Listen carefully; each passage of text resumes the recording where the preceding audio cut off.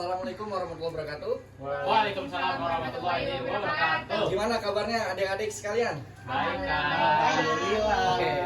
Pada kesempatan kali ini kita akan sama-sama mempelajari materi tentang keislaman. Tapi sebelum kita masuk materi, kakak ada sedikit ice breaking buat kita semua.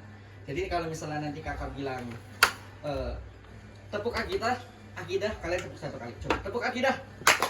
Nah kalau misalnya kakak bilang tepuk ibadah, kalian tepuk 2 kali. Tepuk ibadah. Nah, kalau kakak bilang tepuk akhlak, kalian tepuk 3 kali. Tepuk akhlak. Nah, kalau misalnya kakak instruksiin kalian gak ada kata tepuk, maka kalian diam. Jangan mengikuti instruksi dari kakak. Paham? Paham. Oke, kita coba dulu. Tepuk akidah. Tepuk ibadah. Akhlak. Nah, salah kamu ya. Belum konsentrasi nih berarti nih. Artinya masih belum konsentrasi. Coba kita ulangi sekali, biar kita konsentrasi sama-sama. Tepuk ibadah. Berapa kali yo? Tepuk ibadah tadi? 2 kali ya. Tepuk ibadah. Tepuk akhlak. Oh iya, Saya maaf 3 Pak. kali ya. Ulang. Fokus ya, intinya tuh fokus. Oke, kita langsung masuk aja tanpa berlama-lama ya teman-teman. Kita akan membahas tentang keislaman. Ada yang tahu nggak apa itu keislaman? Ada yang tahu? Ada yang mau berpendapat? Silakan. Dari Alif, Dewi, atau teman-teman yang lain? Ista. Coba. Islam itu berasal dari kata salama yaslimu. Salama. Apa itu Kak artinya? Artinya adalah keselamatan. Jadi kalau misalnya kita memeluk agama Islam, insya Allah kita bakal selamat dunia dan akhirat. Amin. Amin. Allahumma. Amin. Nah, kalau kita berbicara keislaman, itu kita bisa analogikan seperti gambaran sebuah pohon. Kita gambarkan sebuah pohon di sini.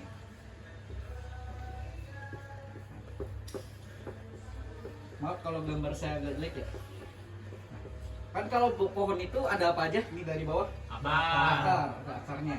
Terus ditopang sama apa? Batang. Terus ada menghasilkan apa ketika dia berbuah? Ketika dia punya daun-daun yang lebat? Buah. Buahnya. Ini bisa kita analogikan Islam itu seperti ini. Nah, kalau misalnya akar daripada keislaman, itu namanya adalah akidah. Akidah itu berasal dari kata qa'ada yaqud, artinya adalah ikatan. Kita menjalin ikatan keyakinan kita kepada Tuhan kita. Yaitu Tuhan kita siapa? Allah Subhanahu wa taala. Nah, keyakinan kita ini terbagi dalam rukun iman dan juga implementasi lewat rukun Islam. Jadi kita yakin juga Allah itu Tuhan kita. Jadi ini kata kuncinya ya, rukun iman. RI. Ada apa aja rukun iman sebutin? Iman kepada Allah, iman kepada malaikat, iman kepada kitab, iman kepada Rasul, iman pada qada dan qadar, dan terakhir iman kepada hari akhir. Itu kalau misalnya akidah. Nah, Hari akhir bukannya kelima. oh iya maaf, hari akhir kelima dan terakhir apa? Qada dan qadar. Pintar sekali Dela. Teman Dela. Kemudian itu kan akar dasarnya. Kemudian Islam itu ditopang dengan batangnya. Dia tahu batangnya apa? Yang tadi tepuk 2 tuh apa namanya? Ibadah. Nah, ibadah. Jadi ketika kita sudah punya keyakinan kepada Tuhan kita, keyakinan pada malaikat, pada kitab suci, kita topang semuanya dengan ibadah kita. Ada ibadah itu kalau dalam Muhammadiyah itu ada 2. Ada yang tahu?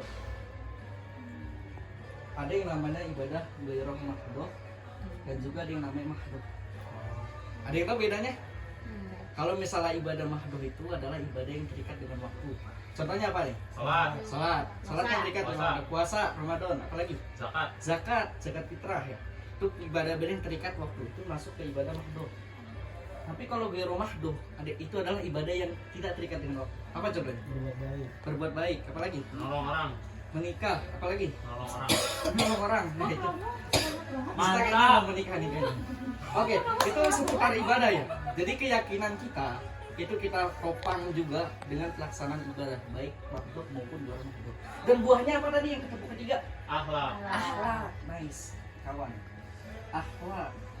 Jadi ketika kita sudah menopang diri kita dengan akidah keyakinan yang benar kepada Tuhan kita, kepada malaikat dan lain sebagainya, kemudian kita topang juga dengan pelaksanaan ibadah, akan menimbulkan akhlak. Akhlak itu apa? Ada yang tahu? Akhlak. Akhlaka khalaqa yakhluqu, artinya yang diciptakan. Nah, akhlak ini akan muncul gitu. Ketika ibadah kita baik, akidah kita kuat, akan muncul dengan sendirinya. Akhlak itu perilaku-perilaku baik dalam kehidupan. Yang mana akhlak itu hanya dimiliki oleh seorang yang beriman pada Allah Subhanahu wa taala. Mungkin kita mendapatilah orang-orang non-Islam yang berbuat baik pada kita.